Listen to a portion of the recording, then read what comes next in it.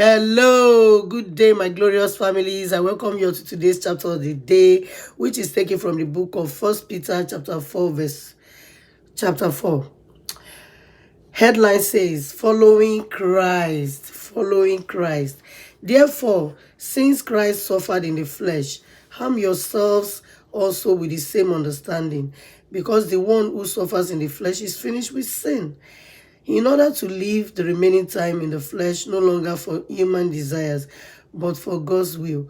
For there has already been enough time spent in doing what the Gentiles choose to do, carrying on in unrestrained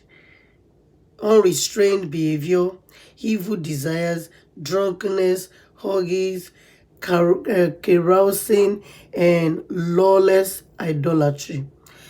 They are surprised that you don't join them in the same flood of wild living, and they slander you.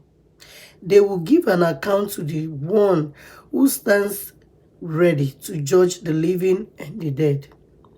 For this reason, the gospel was also preached to those who are now dead, so that although they might be judged in the flesh according to human standards, they might live in the spirit according to God's standards.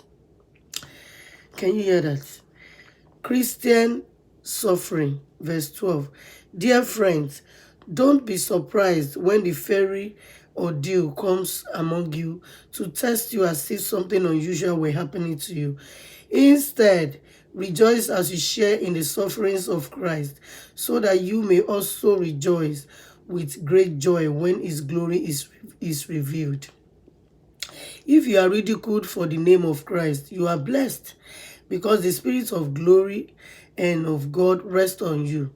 Let none of your suffering as a murderer, a thief, an evildoer, or a meddler. But if anyone suffers as a Christian, let him not be ashamed, but let him glorify God in having that name. For the time has come for judgment to begin with God's household. Judgment begins in the household of God. Does that not shock you? Then another thing is, let me quickly say this.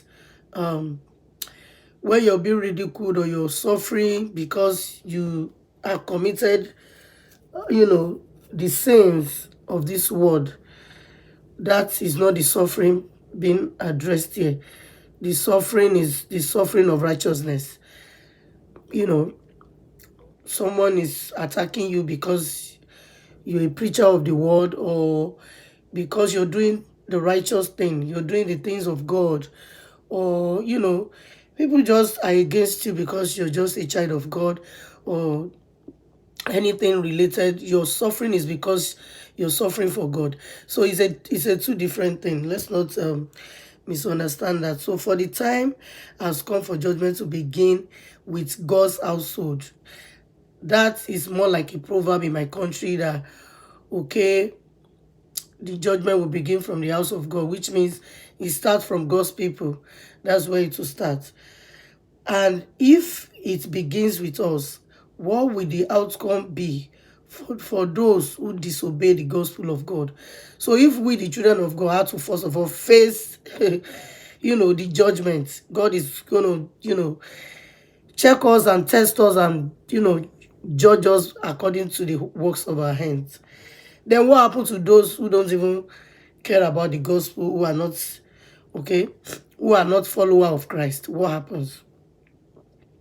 And if a righteous person is saved with difficulty, what will become of the ungodly and the sinner? That's a serious question, and it's in verse 18. So then, let those who suffer according to God's will entrust themselves to a faithful Creator while doing what is good. Let's move on to, let's see.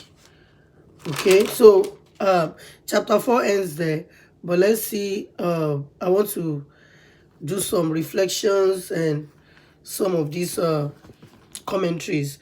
As local churches, we should become communities of love and unity that reveal Jesus Christ to the unsaved world, because we should. Then another thing,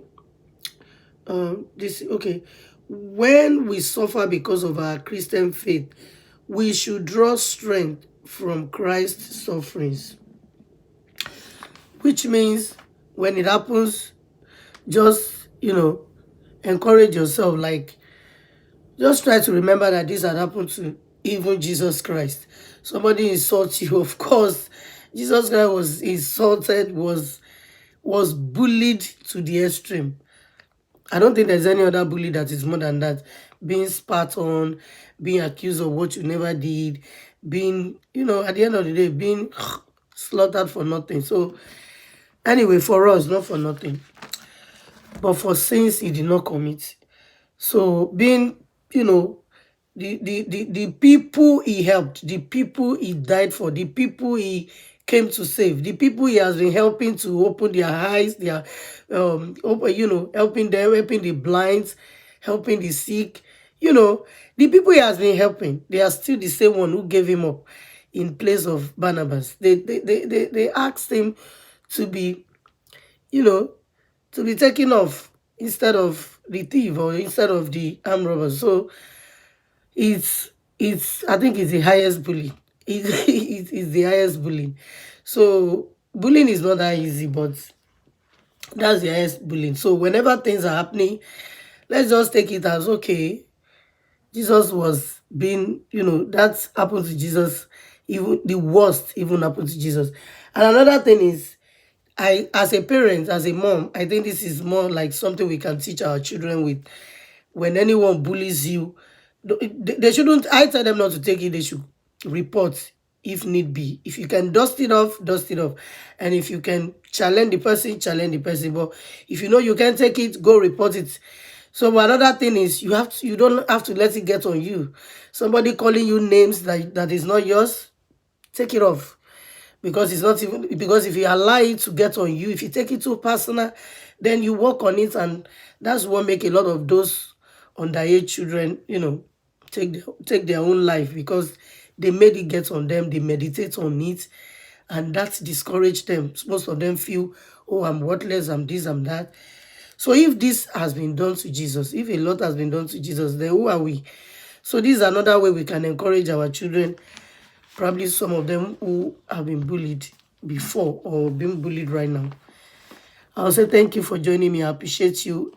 Each time I read, I learn something new. Did you learn something new?